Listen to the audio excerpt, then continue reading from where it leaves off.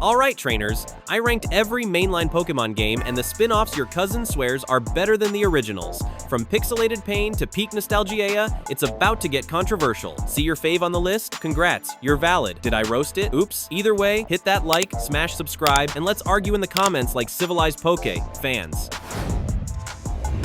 1. Pokémon Brilliant Diamond and Shining Pearl. I rank these Sinnoh remakes a D, and I'm not taking feedback from diehard fans. They're like ordering a legendary Sinnoh feast and getting a microwave nugget. The Story Team Galactic's universe remaking scheme with Dialga or Palkia is decent, but it's a straight copy-paste with no spice. Cynthia's still the queen of terror, but the rest of the cast is flatter than a DS screen. The chibi art style? Love it or hate it. The Grand Underground is a gem for treasure hunting, but these games are too safe, like a DS title cosplaying as a $60 Switch game. They could have been epic with Platinum's polish, but instead, they're a nostalgic letdown. That's my take. Your turn. What rank do you give this game? 2. Pokémon Let's Go Pikachu and Let's Go Eevee. This game's rank for me is D. You dare give it a lower score? These Kanto remakes are like Pokemon Go's kid sibling who only knows how to say Pikachu. Aimed at newbies, they're so simplified it feels like a tutorial on loop. Team Rocket's story is charming but thin, and the rival is about as memorable as a Magikarp. Visually, they're gorgeous, and your starter handling HMs is a lifesaver, but the Go-style catching mechanic is a snooze for veterans. It's cute for kids, but for me, it's like sipping flat soda. I'm tossing the ball to you. What's your rank for this one? 3. Pokemon Sunday and Moon. After grinding Sunday and Moon to bits, I rank them C with a bit of pain. Alola's vibrant, but why play these when Ultra Sunday and Ultra Moon are just better? The Aether Foundation versus Team Skull story is okay. Skull's wannabe gangster vibe is cringy, but their contrast with Aether's creepy elegance works. Ultra Beasts are cool, but Z moves are a weak follow-up to Mega Evolutions. These games feel like a rough draft, missing the spark of their successors. I've said my piece, now it's your turn. Give me your rank. 4. Pokémon Scarlet and Violet. If I had to place Scarlet and Violet in my mental ranking chart, they'd be C. These games had so much promise but crash harder than a laggy Terra raid. The open world idea is dope, but performance issues hit like a hyper beam, and the linear paths make it feel less free than advertised. The story, with its school kid villains, is meh, but Area Zero's past, future twist slaps. Terra types are fun, if lazy, and the 3-story paths keep things fresh. With more polish, they'd soar, but for now, they're stuck in the mud. That's my take. Your turn. What rank do you give this game? 5. Pokémon Gold and Silver. They were born to sit at rank C, no more, no less. Gold and Silver are legends, but they're dated like a flip phone. Johto's iconic, and Kanto's postgame was mind-blowing in '99, but the pacing is messier than a Ditto in a blender. Team Rocket's return is cool but shallow. Breeding and Shinies were game changers, but compared to HeartGold and SoulSilver, these feel like a rough sketch. Nostalgia carries them, but good luck revisiting without wincing. I'm tossing the ball to you. What's your rank for this one? 6. Pokémon Red and Blue. This game's rank? Easy as pie, clearly C. The OGs that started it all are sacred, but they've aged like milk. Kanto's storybeat Team Rocket become champion is simple but iconic. The rival's a glorious jerk, and gym leaders like Brock are legends. Gameplay's clunky, with glitches and brutal mechanics like limited bag space. They're higher than Gold and Silver for birthing Pokémon, but they're tough to replay without nostalgia goggles. So, what's your take? Let's debate civilly, or not. 7. Pokémon Yellow. This game deserves to be in the top B because it made me forget my deadlines. Yellow is Red and Blue's glow-up. With Pikachu as your starter and the chance to snag all 3 starters in one game, take that, trade cables. The story's the same, but Jesse and James add Team Rocket flair. It's still clunky, but it's the definitive Game Boy Color Kanto experience. If you think I'm exaggerating, just try it. I rank it B.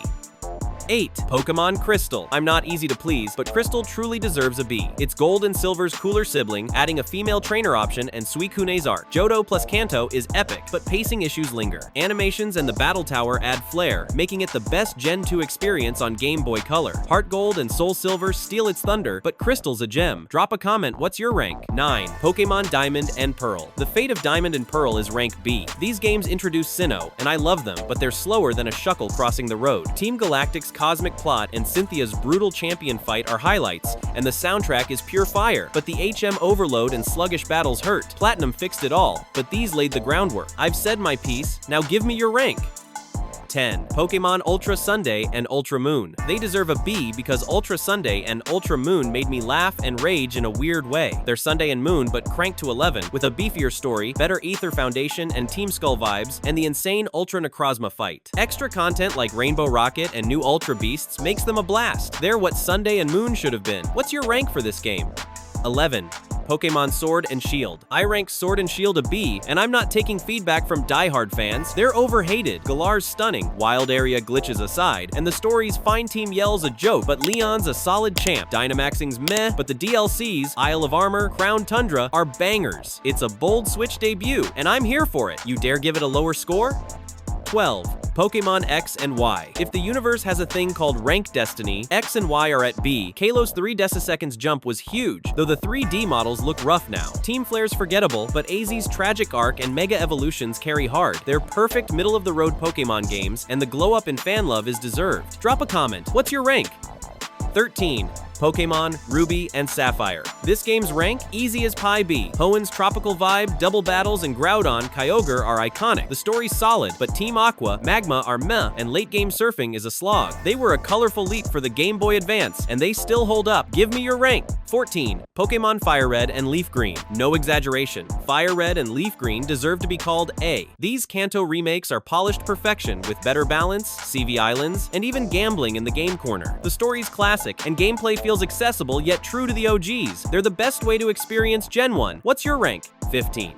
Pokemon Legends, Arceus. I rank Legends, Arceus an A. Even my mom would probably get hooked. This Hisui spin-off is a bold, experiment-calming, frenzied Pokemon, and unraveling Arceus's mystery is fresh. Stealthy catching and side quests are a blast, though Hisuian Pokemon, rock-eating Arcanine, yikes, and late-game repetition drag. It shook Pokemon up. Drop your rank in the comments.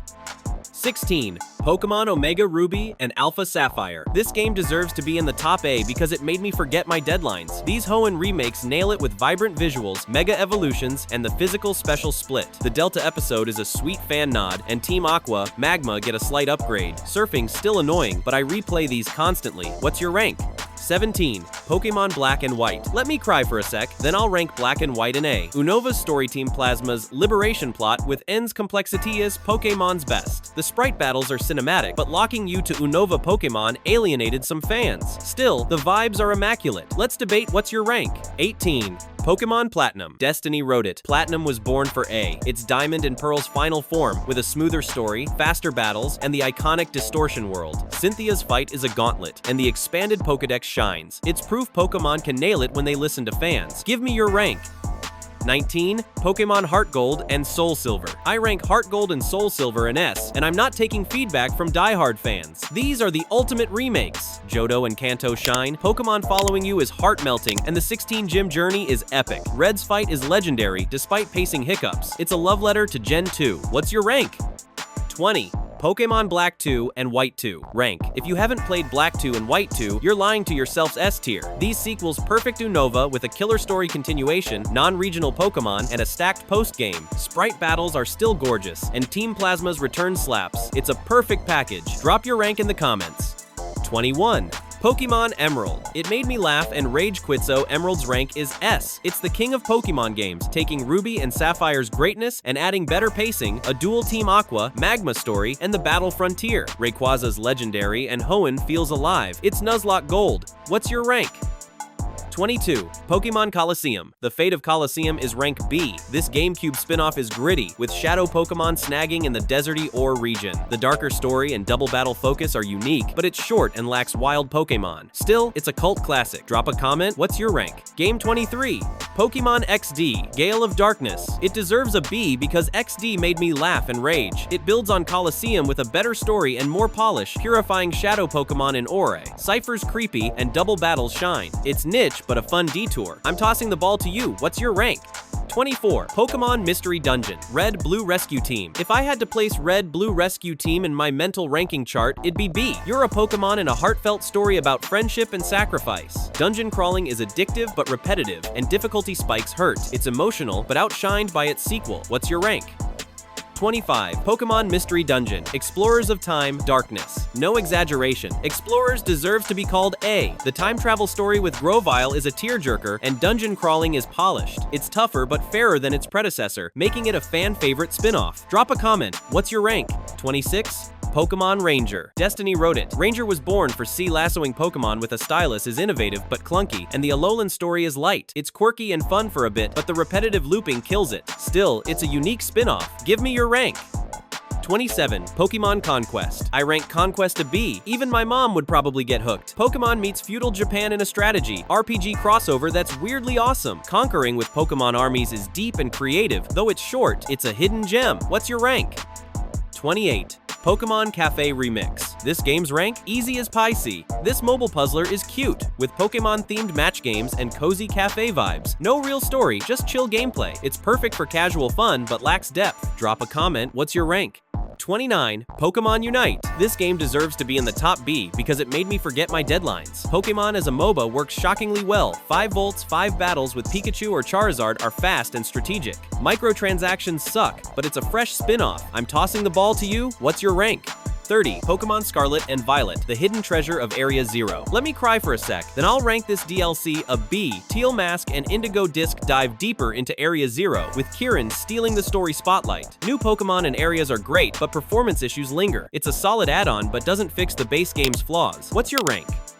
And that's the Poké Party, trainers. From the soggy disappointment of Brilliant Diamond to the glorious heights of Emerald, HeartGold, and Black 2 and White 2, this franchise has given us everything tears, rage quits, and pure joy. If you think I'm exaggerating, try these games yourself and drop your ranks below. Gotta catch 'em all, so let's keep the battle going in the comments.